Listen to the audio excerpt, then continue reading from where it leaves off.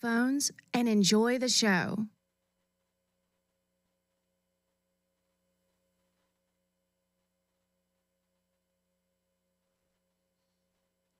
Ladies and gentlemen, please take your seats. SEED20 on stage is about to begin.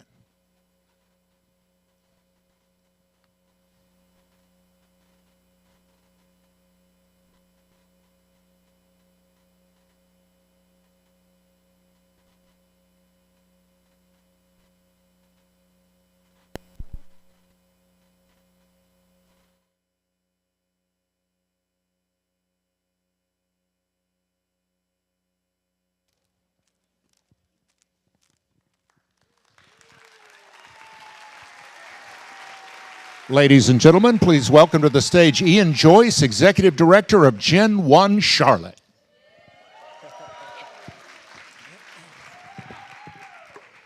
Charlotte, we've got a problem.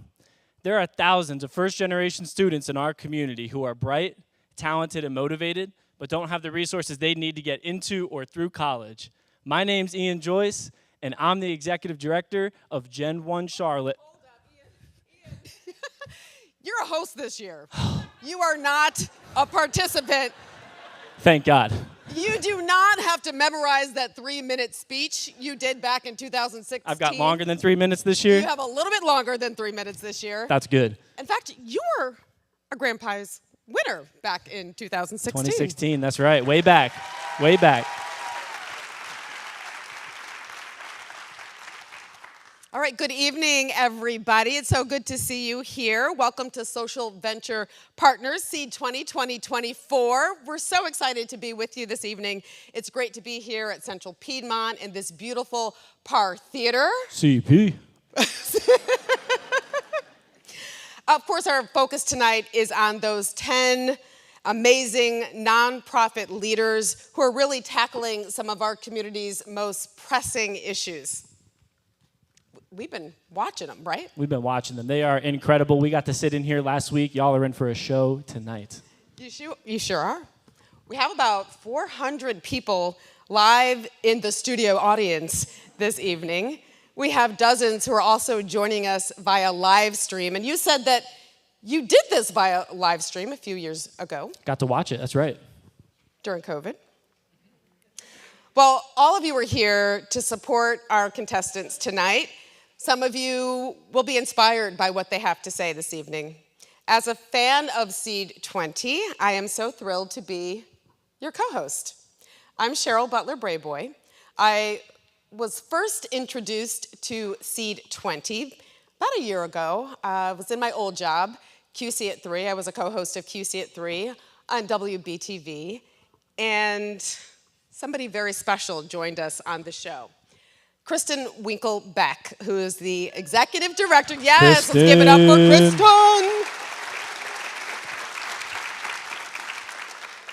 And you know Kristen as the executive director of Social Venture Partners, otherwise known as SVP. That's right. Right? It's the organization that brings us SEED20 tonight.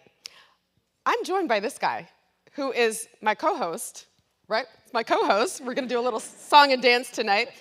We mentioned he is a former grand prize winner of SEED20 2016. Yeah, it's great to be back, to be on stage again and not be giving a pitch and get to use notes this time. So that's a step up from what the nonprofits have to do. Have gotten to see SEED20 every year since 2016. It's just such an incredible program. So I'm really grateful to be here together, to not have to watch it on Zoom, and that we get to connect together, all of us. I'm sure it was an incredible experience when you won the grand prize, Ian. Tell us a little bit about that experience and a little bit about Gen 1. Sure. So as you heard in my fake pitch, Gen 1 works with talented students that are first generation, and we help them get into and through college. In 2016, when we were on stage, we asked for $20,000 to get our first cohort of 7 students and double that to 14. That cohort, they were in middle school. They're going to graduate from college next May, which is super exciting. It's incredible. Yeah. We've got an awesome team of 7 now that have helped make that happen. We're working with a little over 200 students in middle school through college. And right now, 83% of our college students are attending college debt-free, which we're super proud of. Huge. Very big deal. I really can't emphasize enough how much Social Venture Partners has been a part of Gen 1's journey, and SEED20. So I got a little call and response for you because I'm a former teacher, so I wouldn't be doing my job if we didn't have some call and response. So when I say SEED20, y'all say more than money. SEED20? More than money. SEED20? More than money. Yeah, now we're feeling it. Tonight, SEED20 is really about coaching, it's about connections, and it's about capital. It's about social capital, it's about actual money. All right, and over the past 8 years, the SEED20 coaching that Gen 1 got, I mean, it really helped me hone my pitch, give a compelling message to donors, to foundations, to people who are writing grants and big checks. And I think you know a little bit about having a compelling speech. I do. I am also a former teacher, a former professor at Johnson C. Smith University. Yeah. A former journalist. I don't think I'll say former. I took a little break. Yeah. And currently, I serve as Director of Communications and Marketing at Johnson C. Smith University. Let's go. All right, JC. SU. Got some alumni in the house. Very good. Some of you know JCSU. It is an HBCU located in the heart of Charlotte. It's a wonderful institution. It dates back to 1867. So a lot of history there. But right now, we're here to talk about this event, SEED20 2024. It is extraordinary for all of us to be here this evening. We had the opportunity to watch these 10 participants prepare. Some were a little nervous as they prepared. Some were excited, but all of them were extraordinary, and they will be extraordinary this evening. So we're in for a big treat. Yeah, absolutely. Mm-hmm. Well, they're going to give us hope and inspiration. That's what I wanted to say to you, Ian. Definitely. And I think you're going to really hear about the importance of lived experience. A lot of these executive directors have lived the experience of the folks that they're working with, and they really have community-centric models. You're going to get a laugh or two along the way tonight, which is exciting, but y'all have the toughest job of the evening, because out of the 6 awards that are going to be given out tonight, you, the audience, get to decide 2 of those awards, and they're the awards for the biggest amount, some of the biggest amounts of money tonight. So the first is our presenting sponsor, Wells Fargo's People's Choice Grand Prize Award for $20,000. All right. And y'all get to decide that here by vote. A lot of money. And then your votes are also going to decide the runner-up, the $7,000 award. And you're probably wondering, how are we going to do that? The answer to that question is we are going to use text to vote. And lucky for y'all, they gave a former educator the directions. So clap once if you hear my voice. Clap twice. Okay. All right, thank you. Y'all are with me. We're going to pull out your phones, and the first step you're going to do when you pull out your phones right now is put on silent. My classroom does not. We have some serious consequences in here for the phone going off. Don't be that person. In the 2, where you would normally type in your best friend's name or a partner's name, you're going to type in 22333 to start a new text message. Some of you are looking at me. You should be looking at the phone.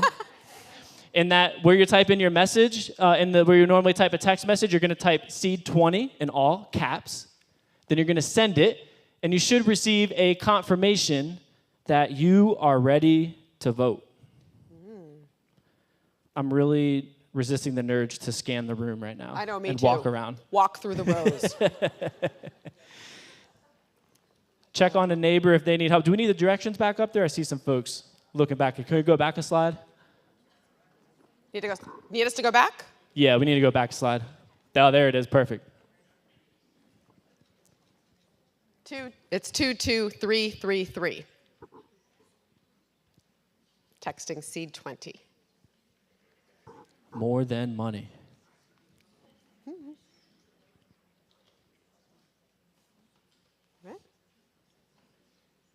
Give me a thumbs up if you're there. Let's see it. Ooh, we're good to go. Next slide. All right. Our first poll. Let's look at the results, right? Is have you attended SEED20 before? Wow, okay. It looks like, no, this is my first time. That's lingering around 53, 54%. So the majority, I would say. It's your first time. That's awesome. Welcome. Yeah. 3 times or more, yes, 3 times or more, 33, 32, 33, 34, 33, 32%. And then, yes, at least once, 21%.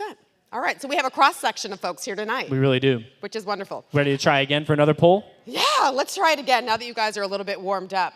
All right, here is the question. All right, listen closely. If you had to scrap all social media except one, which one would you keep? All right, so the poll is now open, so use that same text string that we used last time. Oh, those numbers are coming in. You can respond by typing A through F. I guess people like Reels more than job posts. That's what I'm getting from this. Apparently, you guys like Instagram. You guys are millennials. So you can see the options up there, right? Okay, Instagram, Facebook, LinkedIn, X, TikTok, or none of them. 14% of you say none of them. I want to see who that is. Who's saying none of them? I'd be on that list for sure. Exactly. All right, I think they have the sort of hang of it. Yeah. Well, later tonight, y'all are going to get a chance to vote for the nonprofits who are winning just this way. And speaking of later at night, did anyone get a chance to see the Charlotte skyline? Because I didn't. I was in a room in the back.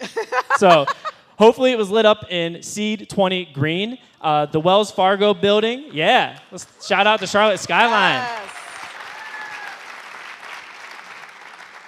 So as you're leaving tonight, be sure to take a picture or a selfie with you and any friends that you make or that you came to the show with. And do hashtag SEED20 on your way out or tag at Social Venture Partners. Yeah, speaking of recognition, we do want to thank our sponsors tonight. Let's start with Wells Fargo. Wells Fargo is our headline sponsor. Their support has been invaluable. They've been an invaluable resource over the years, really year after year after year. Wells Fargo has been here for SEED20. Wells Fargo was with us when this was just Say it. A seed? a little tiny seed. A little tiny seed. And now look at this plant right over here. Oh, man. Get out of here. They really have allowed us to take root in the community. Many of our other sponsors have been with us for multiple years, providing financial support. They include, and you will see them on the screen, Ally Financial, Beacon Partners, McGuire Woods, Moore and Van Allen, and Town Bank. So let's give them a round of applause. Some generous sponsors out there tonight. Yes. Many of these sponsors have gone on to support our SEED20 alumni financially and through volunteer hours. That's something for many of you guys to consider. These are things you have experienced. Yeah, absolutely. We've been a recipient of many of these organizations and folks here in the audience providing financial support to Gen 1 as well. So hopefully y'all are feeling just as generous for the other nonprofits that are going to be on stage tonight. Yeah. We also appreciate our in-kind sponsors, our vendor partners, and our cultivators. And you can see those names on the screen right now.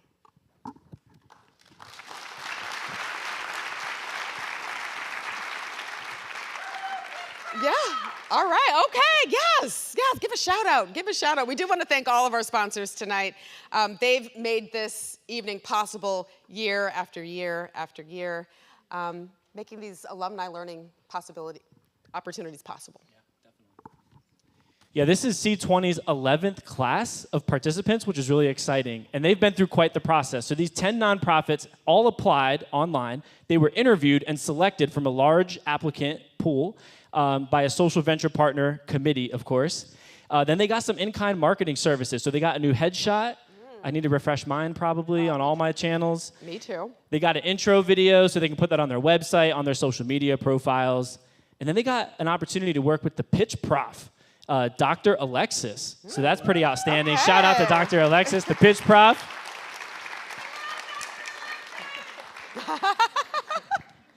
And by far, the most impactful part for me of SEED20 was the coaching process. And you get, every other week, you're getting coaching sessions on your pitch. And I mean, the feedback you get is just awesome. You get up there the first time and you ramble for 7 or 8 minutes and they just let you go. And then they give you some feedback on how to make it more concise. Sometimes you get consistent feedback. Sometimes you get conflicting feedback. But it's up to you as the leader to decide what fits for your organization and for your pitch.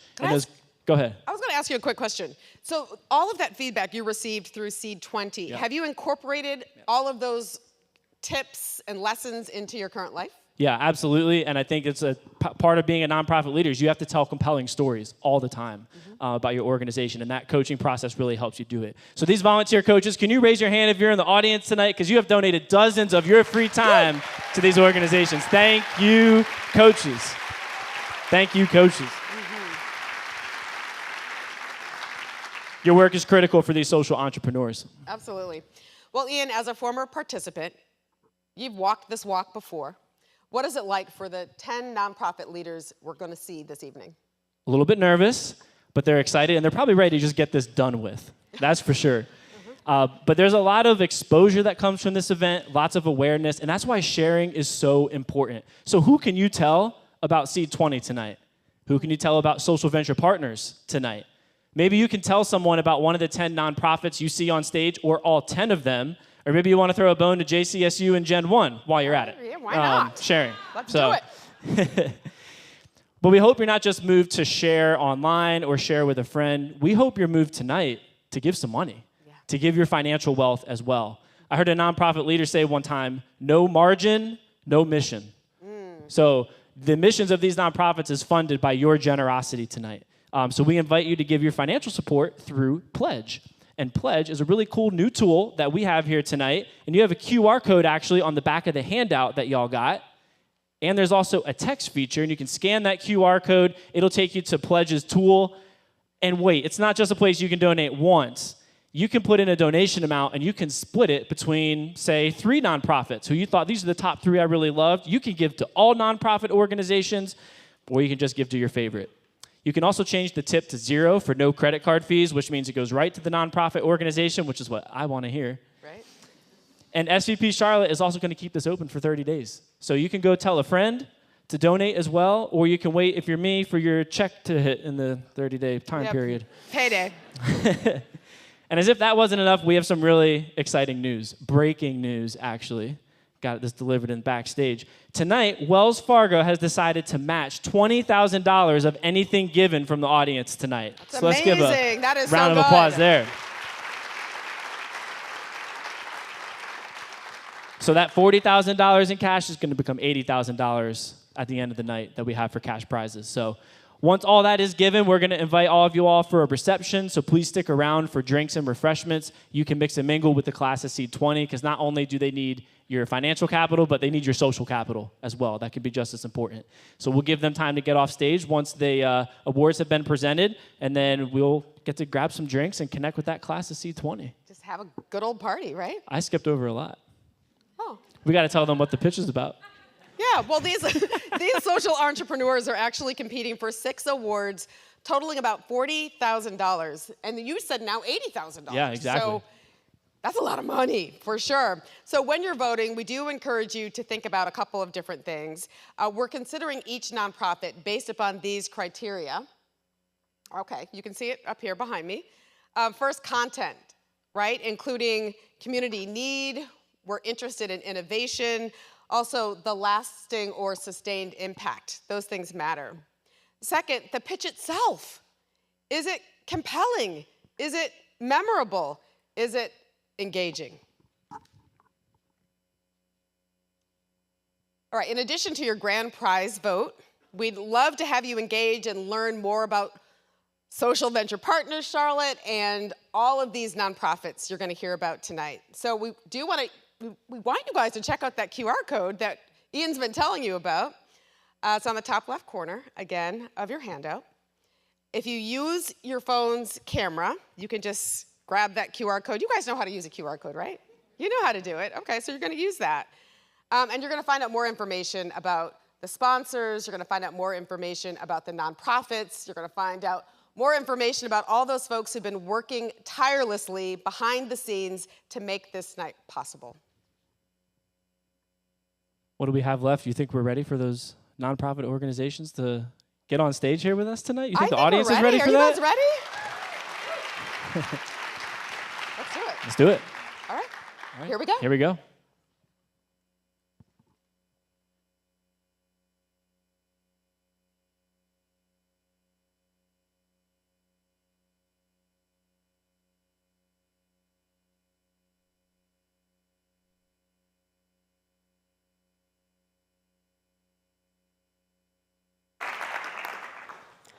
Hi, yes.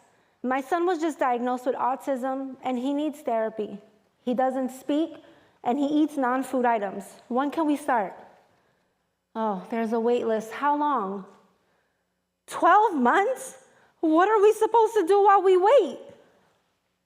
Hi, my name is Jamira Ortiz, and I am the co-founder and executive director of Rooted Hearts Ministries.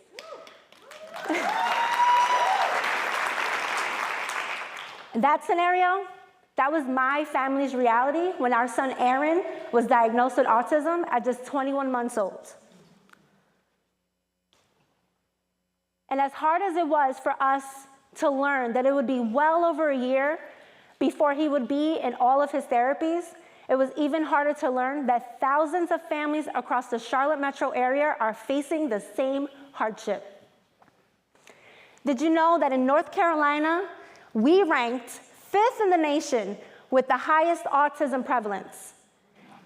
And when it comes to brain development, 90% of our brains are developed by the age of 5. And right now, we have thousands of kids sitting at home during some of the most crucial years of their development.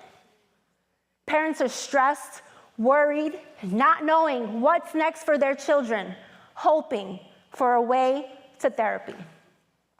Well, that was before the invention of the Autism Sensory Toolbox. The Rooted Hearts Autism Sensory Toolbox is a first-of-its-kind product we created back in 2022 in response to the therapy waitlist crisis. Our toolboxes are unique because we engage the families so that we are able to produce boxes that are specifically for that child's individual needs. So no two boxes are ever the same. In every box, you can count on 3 key components. 1, sensory toys to help with healthy sensory integration. 2, education to help the parents to create small yet lasting impact in their home while they're waiting. And 3, my personal favorite, a personalized letter of hope, offering some encouragement to parents while they're on this tough journey. I have a question for you all. Who here remembers making pizza with Play-Doh as a child? Well, what you probably didn't realize is that same activity is what helped 5-year-old Kayla learn how to use a fork at dinner time and a pencil in school. With your support, at just $50 a toolbox, we can help thousands of kids across Mecklenburg County to gain access to these tools that will be life-changing. So friends, who here is ready to give a little bit of hope and a little bit of Play-Doh pizza to some kids here in Charlotte?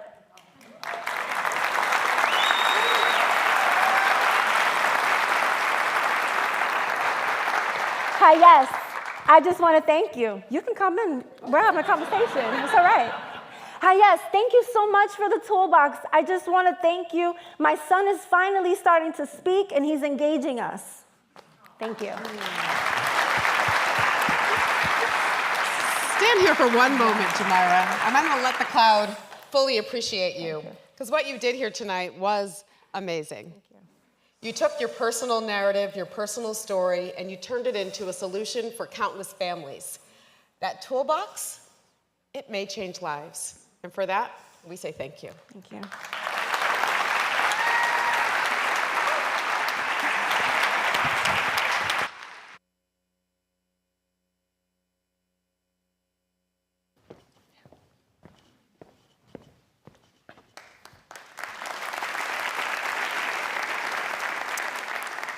All right, I want everyone to raise your hand if you grew up in a home with at least one caring parent and could expect dinner each night.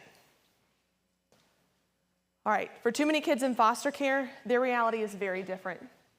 Each day, instead of going to school, dozens of kids across Charlotte spend days and nights in social service offices, waiting for placement.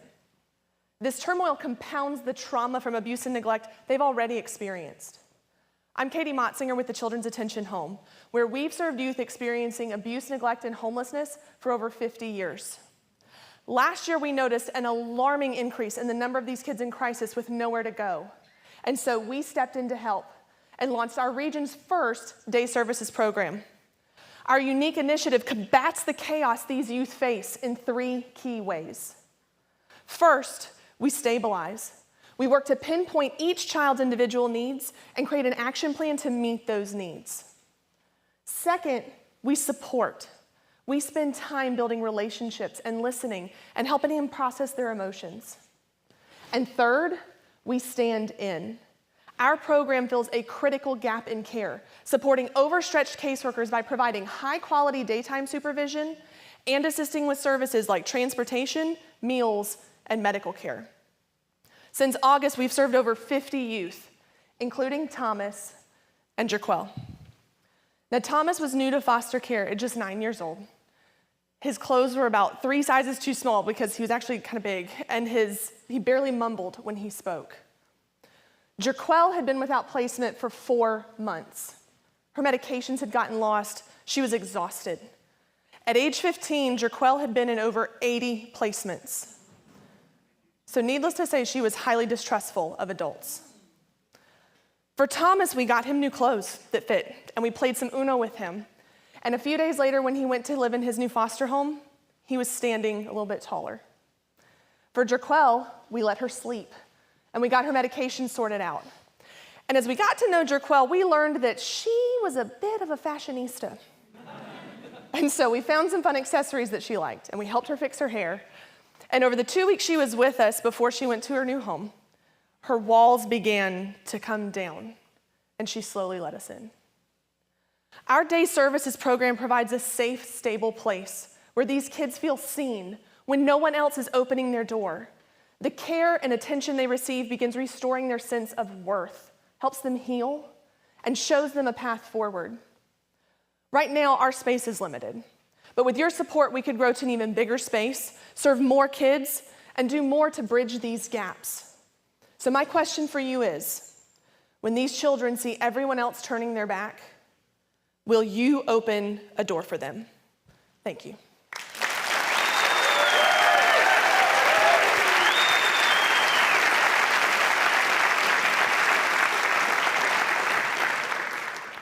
Love the way you are opening door for youth and just the way that you see their needs, their authentic human needs. Create that safe space, drop the walls, build that trust to restore that self-worth for youth who really need it. Thank you so much. Thank you.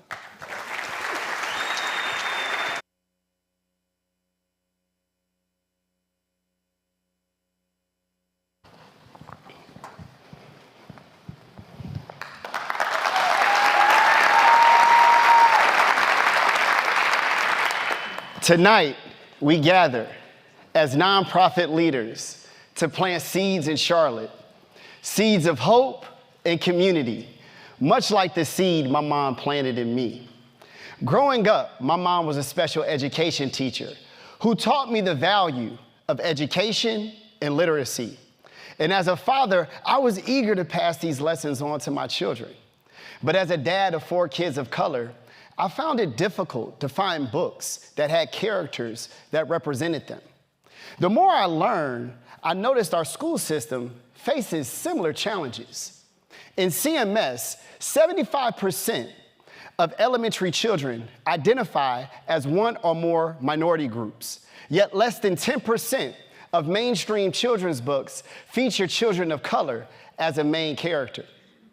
This lack of representation in children's books is bigger than a stat. It's a reality that children face daily. It's a reality that children face daily. When I was doing a book reading at Movement Charter School on Freedom Drive, a young boy by the name of Dante asked, "Why don't I look like any of the kids in this book?" I knew that was a pivotal moment. Dante was at a crossroads. His ability to see himself in the world of literacy could have profound consequences. According to the National Assessment of Adult Literacy, 2/3 of students who aren't reading at grade level by the end of 4th grade will end up in jail or on welfare. We saw this as an opportunity to plant a seed in Dante. My name, Lawrence Gordon, co-founder and CEO of Books with Color. At Books with Color, we are dedicated to connecting authors to classrooms, to create memorable experiences so that children can read together with a real author. Let me share why that's important.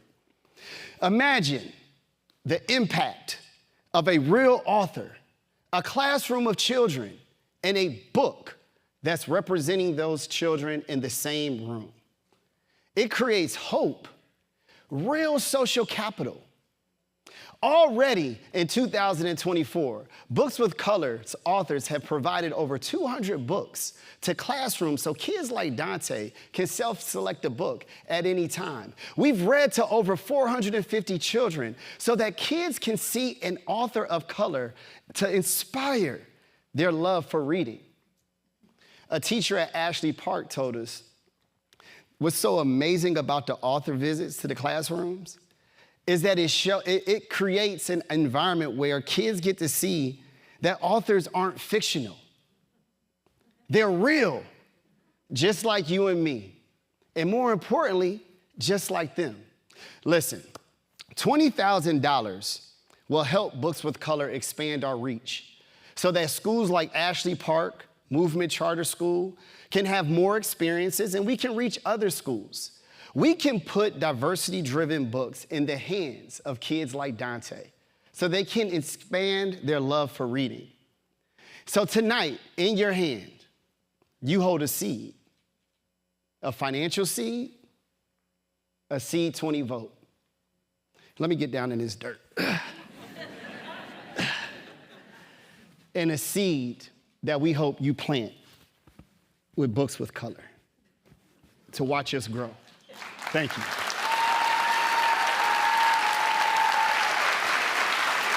All right. Way to work the room, Lawrence. Right? The audience seemed to lean in just a little bit closer when you started to paint a picture of the problem. You said 10% of children's books feature characters of color. Until you enter the scene with your pen and your paper. Powerful. Thank you. Nice work. Thank you. All right. Thank you.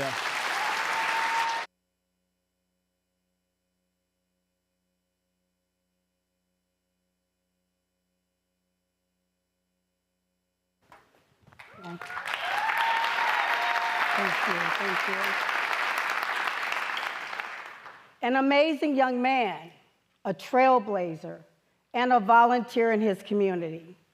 That's the Elijah we know at Our Daily Bread. When we met him, Elijah had already been involved in over 70 carjackings, and he was in and out of detention centers many times. Most saw Elijah as another statistic, incarcerated or murdered before the age of 18. But that's not how Elijah's story ends. Good evening. I'm Kim Alexander, founder and executive director of Our Daily Bread Foundation. We help youth like Elijah, ages 13 to 15, to reimagine family structures by building kinship in the kitchen. And we strengthen these bonds to break the cycles of crime and violence with one of the world's oldest and simplest solutions, baking bread. We believe that crime and violence are diseases, and their symptoms are traumas, which there are many. Elijah was born into a world of trauma. In his neighborhood today, homicides due to gun violence are 263% higher than all of Charlotte. And like other youth in his neighborhood, Elijah had no sense of safety or direction. He had no positive role models, and he had no sense of belonging. What Elijah really needed was a vision of his life outside of his neighborhood. He needed employable skills. Plus, he needed people in his life to give him time and care. Our Daily Bread does just that. It takes 5 hours to bake a loaf of bread. This is intentional. We use this time to teach our youth the art, science, and the history of making cultural breads alongside community members, to expose our youth to a world beyond their experiences. Most importantly, We know that baking helps heal trauma. I know because it did the same for me. Elijah said it was therapeutic. He said he felt loved and part of a family. He also said it was a necessary escape from the endless opportunities he would have to commit more crime. Thanks to time spent in our bakery program, today Elijah's enrolled in college, and he just purchased his first car. Thank you. Our Daily Bread empowers youth like Elijah to start on the path of being, becoming, and belonging. It's all about the dough. Last year, we served 30 youth in our baking program and called for in every week to enroll more. With $20,000, we can almost double our enrollment to 57. Vote for Our Daily Bread Foundation and come bake with us. Thank you.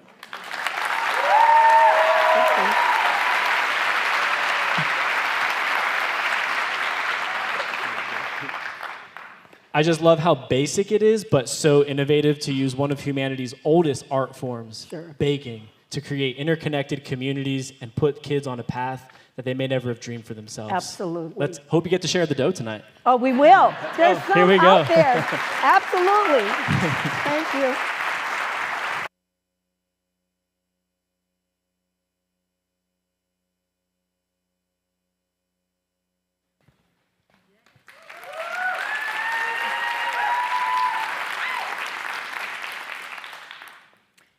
Step into the world of Erin's Good Girl Dog Treats, where Erin's passion blossomed into a thriving enterprise in 2020, with Erin as the only baker. By 2023, Erin had 23 fellow bakers, a fully functioning production kitchen, and several stores and markets offering her delicious all-natural dog treats. Each team member, including Erin, brings a unique talent, despite a significant intellectual and developmental disability. Erin's service dog, Posey, our good girl, was her world, gave her access to thrive in the community. So when Good Girl developed food sensitivities, Erin got to work. The end result, 3 flavors of all-natural treats: pumpkin peanut butter, cheese and bacon, and dragon slayers for bad breath. Not to be clear, they're for the dogs only. But it doesn't seem to stop my husband from doing quality control. Hello. I'm Talia Wooker, co-founder of Erin's Good Girl Dog Treats, and Erin is one of my daughters. The options for Erin after high school were bleak. In North Carolina, over 2 million adults with disabilities face a stark reality. A staggering 79% of them are unemployed, which leads to poverty and poor health. As a special educator, I've seen how a meaningful job provides a sense of purpose and self-worth. As a parent, I've seen firsthand the power of work in Erin's life. Work is more than just a job. It provides identity, creates community, and builds independence. A typical work environment creates barriers for those with intellectual and developmental disabilities. At Erin's Good Girl Dog Treats, we remove those barriers, creating a workplace that fits the individual's needs. We specifically designed accessibility and usability for each person. The process at our kitchen uses visual aids, adaptive tools and equipment, allowing those with disabilities to fully engage in the entire production and sales process, giving them access to employment. For many people, the focus is on the disability, what they can't do. Today, I'm asking you to flip that idea. When provided the proper supports, the abilities of those with disabilities is incredible. Your support is an investment in their abilities and growth, making us a trailblazer model for other businesses. Imagine the impact. With seed money, we will increase marketing, double our online sales, and establish a permanent facility centered on inclusive design. From the moment our bakers enter the building, it'll be a level playing field, a workplace where every individual, regardless of ability, can thrive. Investing in everyone's ability is the foundation to community change. Supporting us is more than just dog treats. It's an investment in a brighter, more inclusive future for all. So join us in driving the change that treats your dog and your community.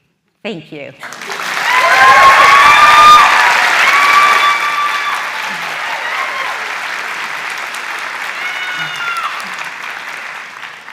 Talia, I have to tell you, you had me at Dragon Slayer for bad breath. Those flavors actually sound amazing, right?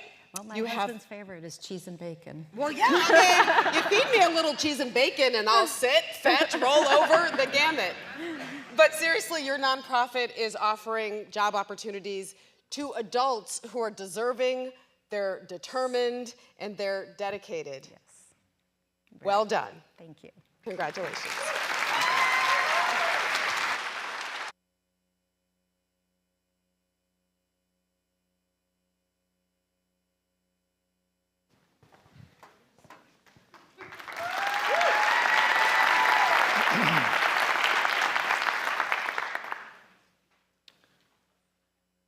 Meet Brianna. She's 23 years old. She's a mother, but she's living in a car, where she parks outside of the Walmart on Wilkinson Boulevard, takes her 7-year-old daughter on the inside to get ready for school, then gets herself ready for her minimum wage job. You see, Brianna knows the justice system. She's been arrested, charged with crimes like shoplifting diapers, simple assaults, just trying to survive out here in the Charlotte streets. Brianna has faced a life like me, where the struggle is real. I am Kenny Robinson, founder and executive director of Freedom Fighting Missionaries, where I know what it's like to leave out of the Mecklenburg County Detention Center and face a life where success is a long shot, where sleeping in the car is real. At Freedom Fighting Missionaries, we know what the barriers are. I know what it's like to leave out of prison, have no identification, no health care, no food, no employment, no place to stay. At Freedom Fighting Missionaries, last year we served 167 families with housing services alone, 37 of them coming from complete homelessness. We do this by connecting to other nonprofit organizations, by connecting to government resources that already exist, bring them all together, work together to provide the permanent housing that's needed, to provide the identifications that's needed, to provide the health care that's needed. Brianna is here with us tonight, having overcome these difficulties. When she came to us, we had to make these intake decisions very fast to make sure that she was able to get out of the car, get out of the parking lot, and get into permanent housing, where this family is now thriving. She makes more than minimum wage. Her fiance is looking forward to a job with the city of Charlotte. Her daughter is now on a dance team and thriving in their new environment. We ask you at Freedom Fighting Missionaries to join us, help us to make the city of Charlotte a true second chance city. It's not just the morally right thing to do, it also provides public safety. Join us in this fight to make the city of Charlotte a second chance city. Thank you, and thank you to Brianna, who is here with us tonight.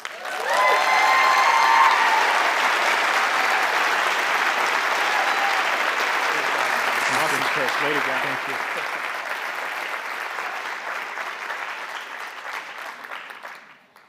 Kenneth, your story reminds me just how much impact is possible when nonprofits are led by leaders like you with lived experiences who then collaborate with other partners to create opportunities where so few opportunities can exist for folks in that stage in their life. Thank you. Thank you.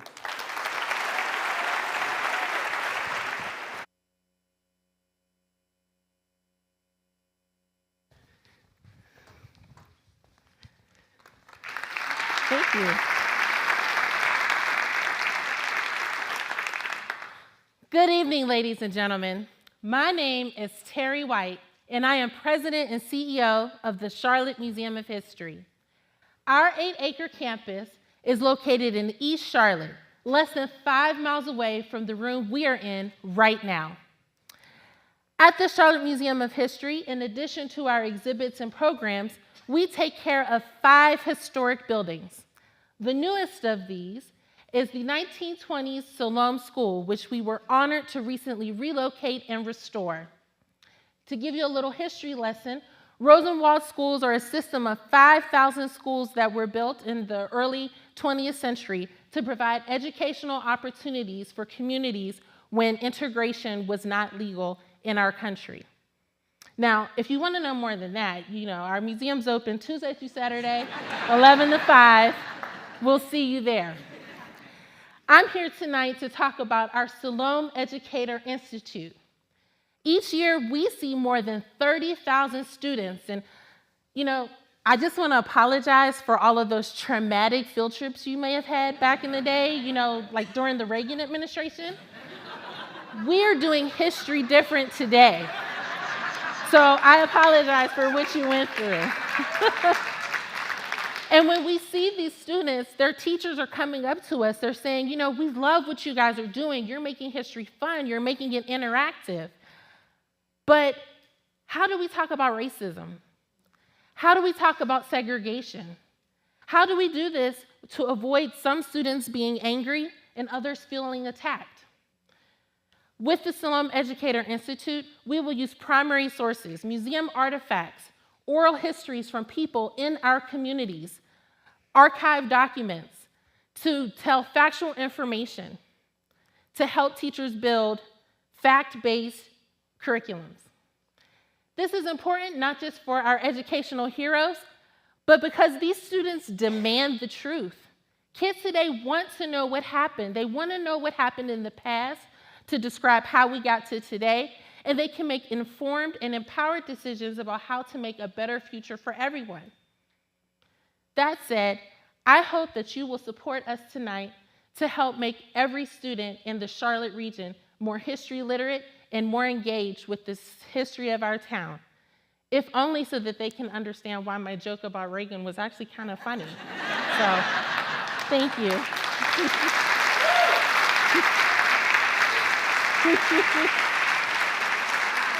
Thank you. Nice job tonight, Terry. Thank you. You're funny, you're entertaining, your speech was educational.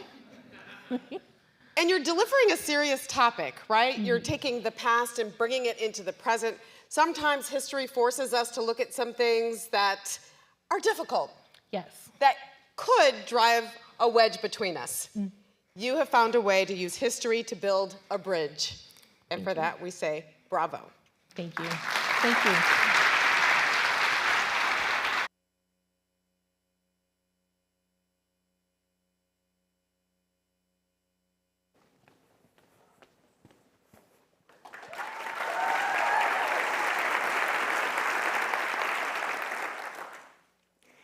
Would you believe that there are over 200 different languages spoken by students in Charlotte-Mecklenburg schools? Students who speak a language other than English represent 35% of the student population. But most of these students will never have a chance to meet a teacher who speaks their language. That's because the number of teachers who consider themselves bilingual is just 4%. The need for more bilingual educators is critical. Alejandra is a student who immigrated to Charlotte when she was in 2nd grade. She didn't speak English yet, and she was terrified. She worked hard over the next few years to acquire English, but by then she had fallen behind in the grade level content, so she continued to struggle. Good evening, I'm Carrie French, founder and executive director of Resound Educators. I'm excited to tell you how we are flipping the script with students like Alejandra. Our unique approach creates language learning classes for kids and inspires bilingual high school students to explore a career in teaching. We bring Spanish, French, and Vietnamese classes to preschools, libraries, and after-school programs, and we hire bilingual high school students as our interns. Our innovative internship is designed to provide hands-on teaching experience and to empower the intern to see their strengths. We want to give them a chance to see if teaching is the kind of work that brings them joy. This year, Alejandra is a high school senior, and she's an intern with us, teaching Spanish in an after-school program. Based on her own experience in school, she didn't know that she had what it takes to be an amazing teacher. She didn't know that her bilingual skills were an asset, or that there are scholarships available for her, or that she truly loves teaching. But now, thanks to her internship, She does know, and I can't wait to see what happens next. Imagine with me for a moment. You're a second grader. It's the first day at a new school, and you're terrified because you don't know the language yet.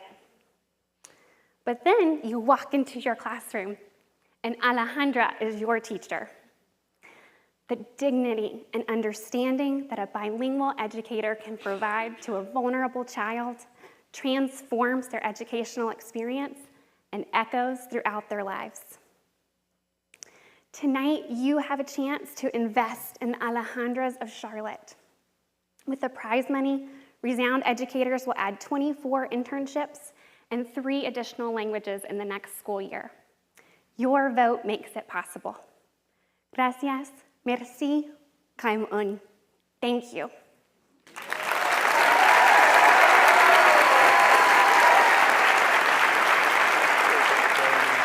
Well done. Thank you.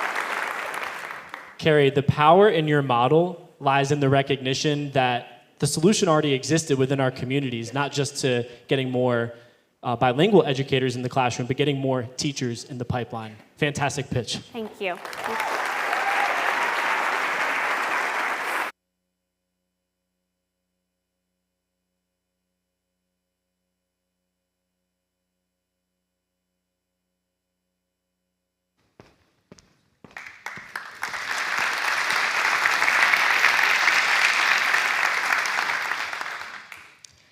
If you've lived in Charlotte as long as I have, you've seen just how much Charlotte has grown. 50 years ago, my family moved to the Hoskins community, where there was no community center, no safe park, no grocery stores, and no outlet for youth to express themselves. While it seems everything about Charlotte has changed and developed over the last few decades, the Hoskins and Thomasboro areas are pretty much the same. There's still no community center. It's still a food desert. And oh, we did get a public park. However, it needs many upgrades. If you have never heard of Hoskins or Thomasboro, I wouldn't be surprised.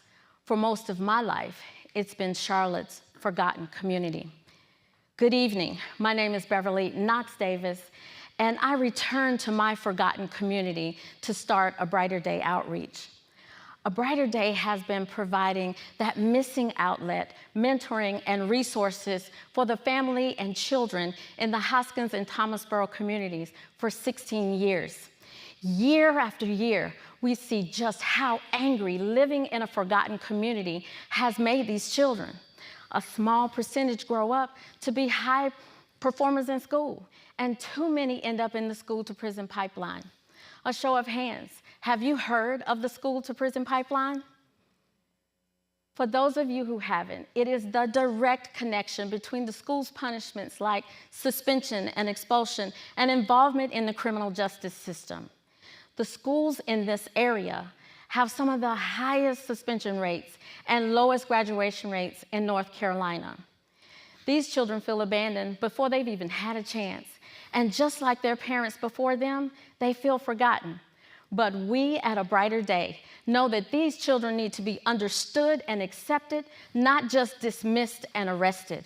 So we began the Break Every Chain program to turn off the school-to-prison pipeline in these communities.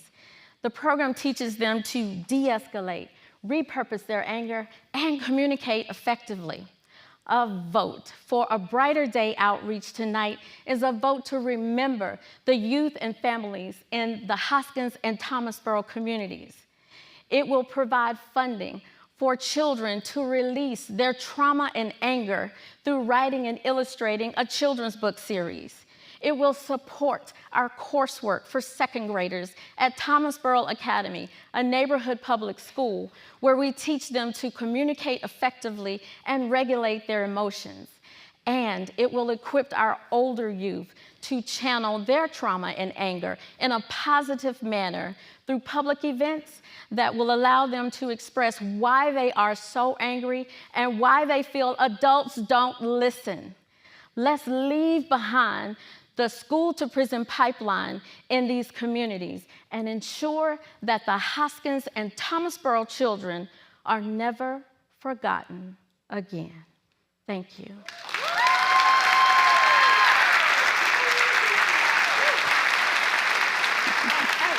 Excelente, muy bien. We keep hearing about that school to prison pipeline. You painted a very vivid picture of this using imagery, which was powerful. You also used this quote, I think you said, and you can say it with me because it was really good. Students need to be understood and accepted, not dismissed and arrested. Yes. Okay, that's gonna stick with us. And you did something really cool. You took us from a place of devastation to a place of hope. Absolutely. And for that, we applaud.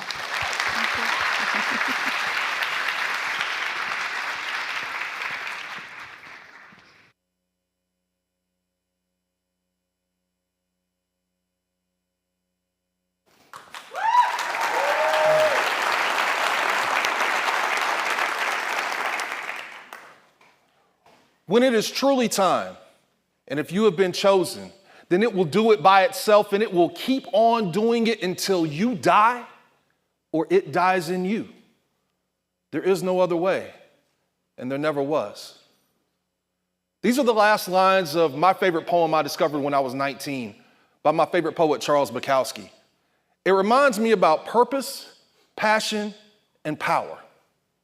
My name is Terry Creech, founder and executive director of Breathe Inc.,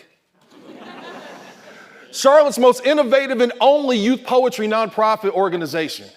Our purpose is to share our passion for the power of poetry to the current and future generations who are in such desperate need of a safe and supportive community. Now, quick, everybody in here, raise your hand if you've ever been a teenager. Okay, yeah. So everybody in here knows how much being a teenager sucks, right?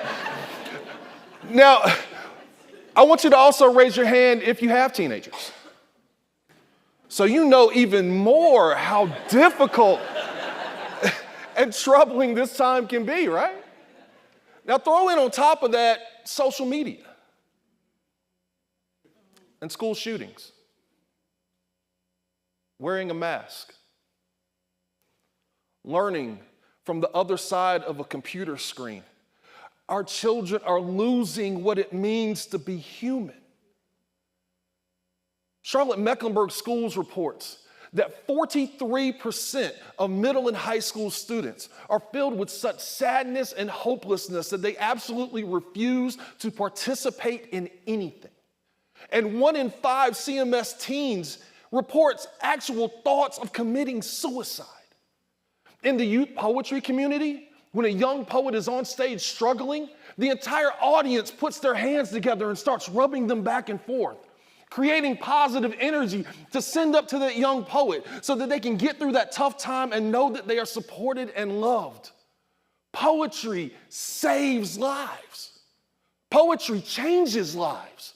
We've seen it for the last 10 years in students like Jordan, who came to us as a 15-year-old with no purpose or direction, and now a decade later is a national poetry slam champion, supports himself through his artistry, and is our current lead Breathe Inc. teaching artist. Half of our staff are former Breathe Inc. poets. Talk about sustainability, right? And tonight we're asking you all to join us in saving lives. With your vote, Breathe Inc. will be able to use $20,000 to add an additional 100 poetry workshops, residencies, and after-school programs impacting approximately 2,500 youth in Mecklenburg County. We are asking you to join us in putting our hands together. So join us. Put your hands together. Start rubbing them back and forth, creating that good old positive energy, right? Create waves of support that will echo all over this theater so that teens all over Mecklenburg County will know the purpose, passion, and power of poetry.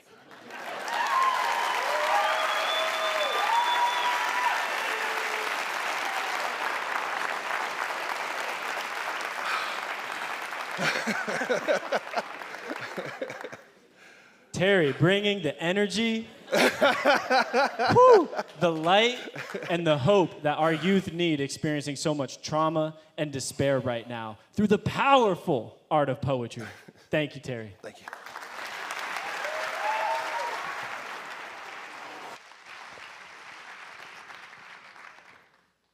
I need a deep breath. That's good. Oh, wow. Y'all have a tough job. That's all I got to say. My phone's backstage. I don't have to vote. Thank God. That was just an incredible performances from all 10 of our nonprofit partners. Yeah, let's give them another round of applause. Wow. It takes a lot of courage to get on stage and fit everything in 3 minutes and do it in a compelling manner. So now it's time for the vote of the $20,000 Wells Fargo People Choice Award. You can only vote once, folks. If you're online, only those of you that purchased an online ticket can vote. And we've got 3 minutes to do so. Yeah, I know. That's why we practiced, you guys. That's exactly why we practiced. Go back. Can we go back a slide? Thank you.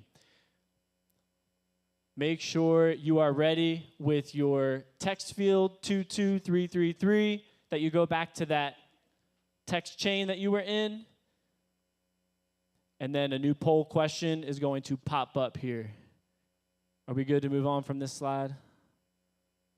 I won't make you raise your hand. All right. Text a vote. Your nonprofit that you want to vote for may be on here. Find your nonprofit that you want to vote for and put that letter in that text thread. This is for the big prize, the $20,000 People's Choice grand prize. And whoever the second place on this is also going to get the $7,000 award. So every vote counts. Got a little background music. All right. We're going to jam it out. We got that timer going on for 3 minutes. So here's the deal. Once you cast your vote, you can then begin to donate. And no amount is too small. You can donate $5 or $50, $500, or $5,000. The nonprofit leaders will appreciate any dollar amount. Little goes a long way. Yeah, after you put in that Wells Fargo People's Choice $20,000 award, scan that QR code on the back of your handout. Open that pledge app. Who moved you tonight? Which nonprofits would you also like to send a donation to? As a nonprofit leader myself, people don't know this, but practically 80% of all philanthropic dollars given are given by individuals like yourselves. We often think it's the corporations with the money, it's the foundations with the money, it's the grants with the money, but it's not. It's all of us that have the majority of the money. So you can make that huge difference tonight. And as you mentioned a little bit earlier, you can actually split your donations. You don't have to put all of your dollars in one box. That's right. Spread the love. Yeah, spread the love. Split your donation, put the credit card fees down to 0, and make it happen. A few of you are just telling me to move out of the way because I'm a little tall, so if I'm in your way, just tell me to move. I was really impressed by how polished our participants were tonight. Yeah. They knew their stuff, and you could feel their passion. Could feel the passion. I was really moved. There were so many great stories that they brought out. It wasn't just data and numbers, but they really had those stories woven in there to really make you feel the lived experience that people are going through. And we were talking about inspiration earlier. I don't know about you, but I feel thoroughly inspired. Yes. So inspired that maybe I want to hit that $20,000 match Wells Fargo is providing by scanning that pledge code that on the back of your handout. Got about 30 seconds left in our countdown here for the Wells Fargo People's Choice Award, so make sure you have gotten your vote in.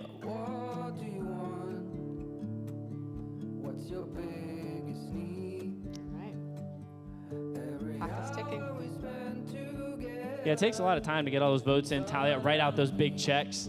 So that's why we got that timer on. Put the pressure on, you know?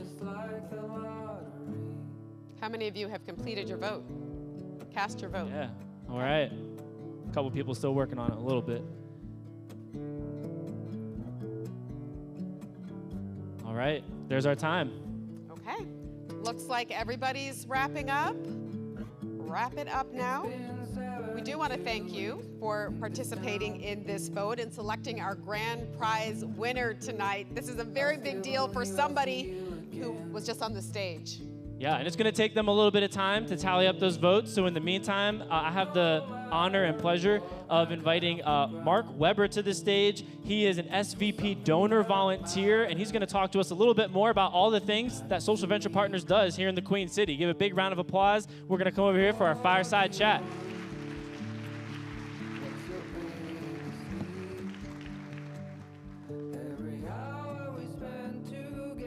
They're going to leave that nice music on for you, Mark. We just need a little fireplace right here. You gonna build me one? Oh, and you know we're standing between the people and the money. Yeah, we're the fun part of the show. That's right. So thank you for hanging in with us. Yeah, Mark, this is a milestone for SEED20, and people might not understand some of the milestones. Can you share a little bit about that? Yeah, so I'm going to start with a personal milestone. So knowing that there are many of you out there who this is your first time attending SEED20, 10 years ago, 2014, I was sitting in the audience for the first time.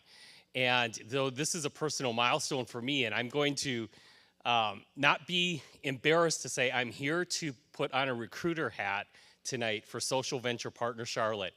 The money that we're giving away tonight, the fact that the stage is lit up with SEED20 letters, and all of this is taking place because SEED20 brought to you by Social Venture Partners is here. So I'm here to tell the story about Social Venture Partners. But yeah, the SEED20 impact has been phenomenal. Thanks to this event, we are now over 200 nonprofit organizations that we have touched through the years, which is amazing. It's been really fun. Thank you. Yeah. And it's phenomenal to be able to see the different creativity that exists in our social ecosystem here in the Charlotte region. The other thing is that we have given away through SEED20 more than $660,000 since we started the program. Woo. So that is phenomenal as well. And so SEED20 is really making an impact. The other thing that I would like to share, and I'm a little bit of a numbers guy, but when you take a look at the impact that we make with SEED20, and I've got a number written down that I think is interesting. Those nonprofit organizations, Ian, that have come through our program have increased their revenue by an average of 260% since they were involved, 260%. Yeah. So, thank you. So what you're saying is because I'm on stage tonight, I can expect a 200, I'm playing. But really, it's so impactful that, again, it's the storytelling, right? It's the compelling story. But it's not just that, because Social Venture Partners is powered by volunteers. And they call them they're volunteer donors. They call them partners. Can you share a little bit more about the role of volunteer partners? Yeah, so I am one of those volunteer partners. I've been involved since I attended that first SEED20 event back in 2014. I became, along with my wife, Patty, we became donor volunteers. We became partners. And so what that means is we work collaboratively with a team of people like you, people like me, people who are stay-at-home moms and dads, people who are CEOs, people who are police officers. It is all across the board. There's not one look or feel of a donor partner. We have donor partners who are in their 80s. We have donor partners who are in their 20s. So what's fascinating about donor partners is we use our collective life experience and we use our collective professional experience to help scale nonprofit organizations across the Charlotte region. So this is where my recruiter hat comes on. If you have an inkling of interest in saying, I would love to learn more about the organization that puts this event on, your experience in some way, shape, or form, I can promise you, can absolutely help Social Venture Partners. We are a diverse group of people. We're working to become more diverse. We need your talents, and we encourage you to support us. And I'd like to do a show of hands, especially because we have so many newcomers. If you have been or are a individual partner if you are a corporate partner or if you are a corporate sponsor of Social Venture Partners, can I please see a raise of hand? So look around the room. Thank you very much.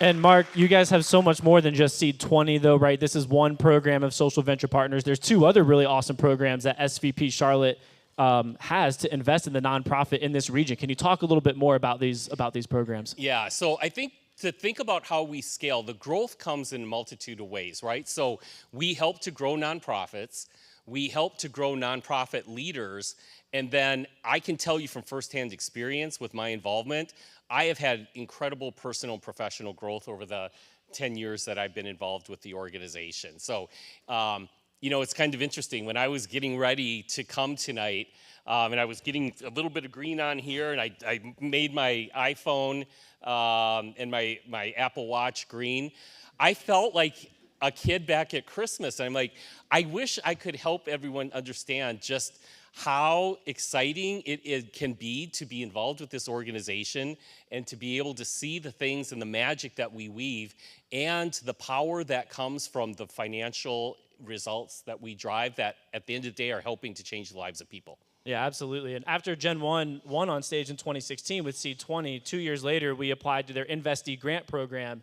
And that was, you know, at the time, I mean, we got like close to $70,000 in unrestricted funds over 3 years. And that was great. But what was even better was that they helped us form a board of directors. I was coming out of the classroom. I didn't have any idea how to build a nonprofit board, but Social Venture Partners put a board of directors together for us. And all those folks, they had nonprofit experience to come on our board. So maybe that's you. Maybe you want to sit on a board of directors. Maybe you want to be really engaged and involved. And that is a huge bonus. I mean, I think still half of Gen 1's board is made up of Social Venture Partners, and I told them they can't leave. They signed a forever contract. They're staying on our board forever, because they are honestly some of the best volunteers that we have in our organization. They've donated, I mean, hundreds, if not maybe close to 1,000 hours of their time for the organization. So there's another really interesting number, so thank you for sharing that. And when we talk about how we invest in our nonprofits, across the U.S., there is a statistic that the average growth rate of a nonprofit, again, across the country, is 8%. Those investees, right, those organizations where we provide the unrestricted grants through Social Venture Partners, we do that for a period of 3 years. The average growth rate of those organizations is 66%. So 66 versus 8. So it works. The message here, it works, and we need more of you to help us do this good work and to be able to continue to help these nonprofit organizations and these great people continue to grow and scale. I mean, if you think a board service sounds intimidating, my favorite phrase is that the best ability is availability. If you have the ability to make yourself available, we will take you on our boards. I promise. I promise. All right. But the other thing is, okay, maybe I'm not willing to do a 1 or 2 hours a month of a board commitment. Maybe I just want something that is like, I don't know, like a season or maybe a couple of hours for a few weeks, and then I can just kind of cash out. Is there another program they can get involved in with Social Venture Partners? So you are great at setting things up, I have to say. All right, so here's one of the things that's really cool, right? Whether you have a little bit of time or a lot of time, there's a place for you. A little bit of time. We do something really, really, really cool through a program that basically is pro bono consulting. We have what are called Spark teams, and we have 40 engagements that we have done so far where we go in, we do quick hits that have high impact, and it's a really, really interesting way to put your expertise to work in a way that can allow you to do good work, but still go home and take care of the kids and run your businesses and all that good stuff. So yet another really unique way. And I will say Social Venture Partners is really good at continuing to broaden its portfolio of offerings and works really hard to make sure that we can fit things into the way all of our busy lives run. And I gotta say, we were getting quotes at Gen 1 to redo our strategic plan over the summer for $7,500, $10,000. And then I was like, wait a minute, Social Venture Partners Spark teams, $0 and an amazing strategic plan. So it's a no-brainer. If you're a nonprofit organization, take advantage of the Spark teams. If you have just a little less time that you want to contribute, it's a great way to do it. But you heard Mark. Get involved in Social Venture Partners if you can. And I think we have a little bit of moving around to do on stage. And is there anything else you want to add, Mark, that maybe you didn't get in? Yeah, the only thing I would add is Social Venture Partners is a nonprofit organization. We also need help. We need your time. We need your money. And we have a table set up in the back. And the other thing we have is a number of our partners are wearing these green badges. Stop, talk to us, ask us about the experience. We need you. We want to be able to do more impact and high touching of the nonprofits. So please join us and come learn more, and we would be delighted to have you. Awesome. Thank you, Mark. Thank you. I'll bring these chairs back here.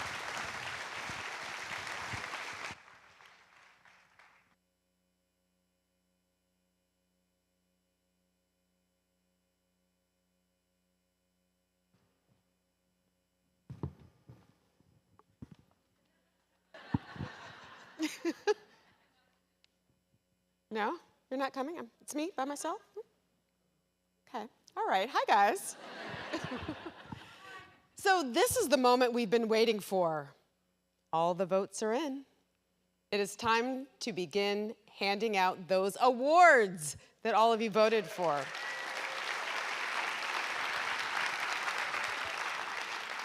All right. Please join me in welcoming back our 10, this guy,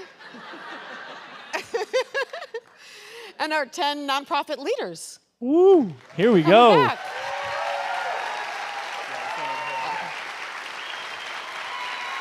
Yeah. Woohoo! Yes! Woo! Let's get down.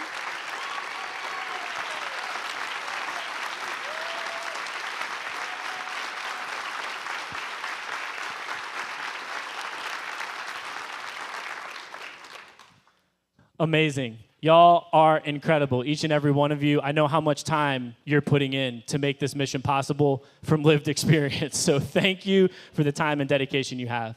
Our first award tonight for 10 is the Community Vote Award. So for 10 days, the community has been voting once each day for one of these social entrepreneurs that is most inspiring.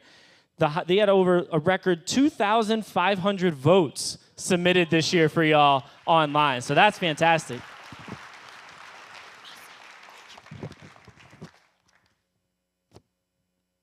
This is a $1,000 prize, and this award goes to Day Services Program at Children's Attention Home.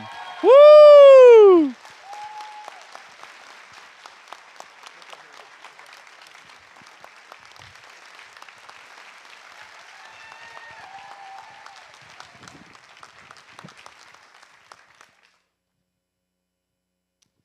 The next award is the Coaches Award. This is a $2,000 award voted on by the volunteer coaches, and it's awarded to a nonprofit that was committed to the coaching process and had excellent collaboration with their cohort.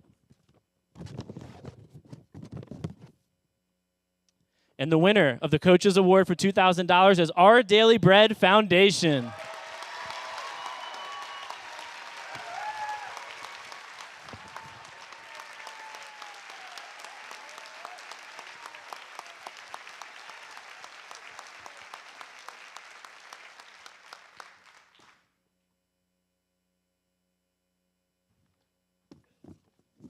All right. How's it going so far?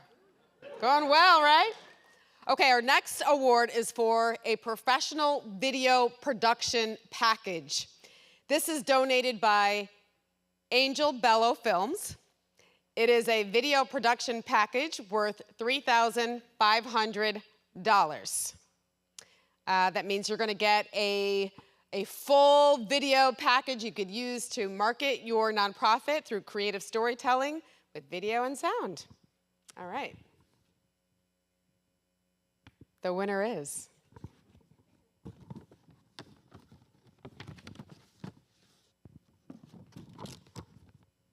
all right, the winner of the professional video production package, valued at $3,500, is Salome Educator Institute at Charlotte Museum of History, Terry.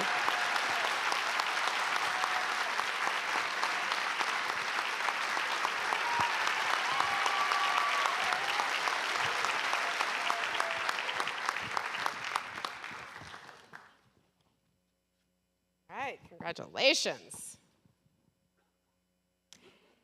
Whew, okay. Our next award is provided by the Brand Building Shop. This is a branding and storytelling package worth $8,000. It's a 6 to 8 week collaboration package with marketing and branding that includes experts helping you with your website and with your full branding of your nonprofit organization. All right. You guys ready for this one?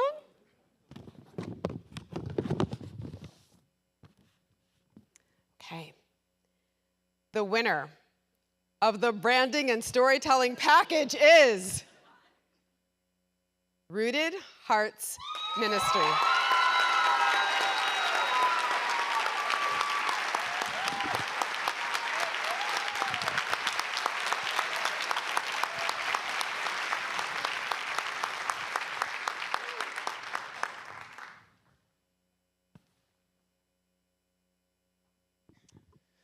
All right. The next award is the second place prize voted on by you all, the audience. This is a $7,000 award. I want to welcome on the stage the awesome Natalie Brown, Senior Director of Corporate Citizenship from Ally, who is going to be presenting this check. Give it up for Natalie.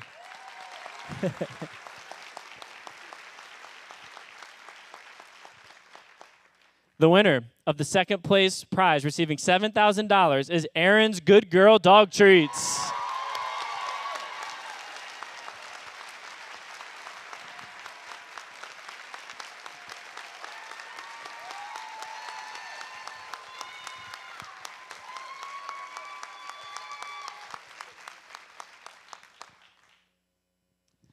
And finally, to present tonight's Wells Fargo Recipient Choice Grand Prize winner of $20,000, I want to welcome Hunter Shell to the stage, Commercial Market Executive for Wells Fargo.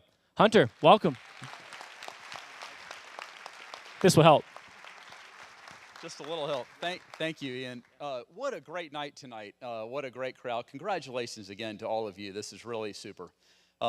Since, as Cheryl said in the beginning, since 2012, to have almost 200 nonprofits go through the program is something we are all so proud of. Mark, thanks for all that you did in the Q&A. And on behalf of all of the Wells Fargo teammates, almost 27,000 here in Charlotte, many are here tonight. You know, we're honored to do this, so privileged to do it. And so with that, I believe Barry Shipp, you all might remember Barry from last year.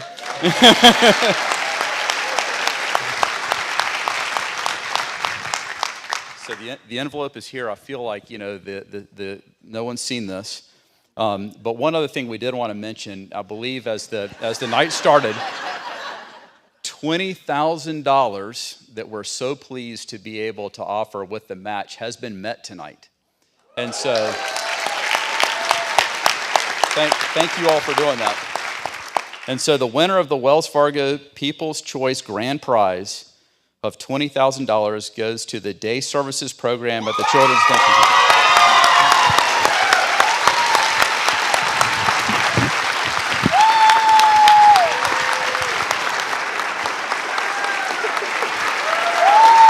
Congratulations. Congratulations. Thanks so much. Thank you.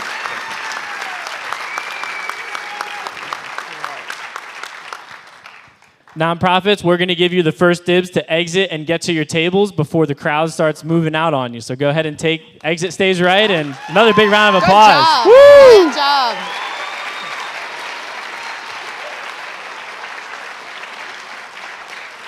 And in just a moment, we're going to join them, celebrate their innovation, their creativity, and their hard work. Yeah. Well, we sincerely hope that all of you are inspired. Maybe you learned something new tonight and that you feel empowered to take this work forward with you outside of just SEED20. So again, we want to thank our sponsors, our coaches, social venture partners, volunteers, and of course their amazing staff. I don't think we've shouted out SVP staff at all yet tonight. Kristen, Heather, Lori, y'all are amazing. Caroline. And again, thank you so much to the audience. We really appreciate y'all being here, buying the tickets, getting in the seats, and of course, enjoying a fantastic reception with some of our in-kind brewery sponsors and desserts. So go get that reception out there. We appreciate you all being here tonight. Yeah, thank you for your time. Much. All right, all right. Wrap the row. Misunderstood, said she would help the one